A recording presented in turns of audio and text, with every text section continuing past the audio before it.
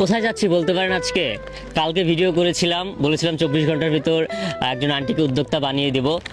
তো 24 ঘন্টার ভিতর আমরা কথা রাখতে পেরেছি। আপনি যান, একটু দোকান পর্যন্ত যান, আমরা সেখানে এসেছি। আমরা কি কি নিয়ে এসেছি একটু দেখাও। আসলে আসলে অবাক লাগে পারভেজ ক্যান্ডিডেট একটা ভিডিওর মাধ্যমে একটা উদ্যোক্তা হচ্ছে। এগুলো একটু ধরেন ভাই, একটু ধরেন, একটু ধরেন। আহ, আমরা চলে আসছি, প্রথমে একটু আন্টির সাথে আমরা একটু কথা বলি।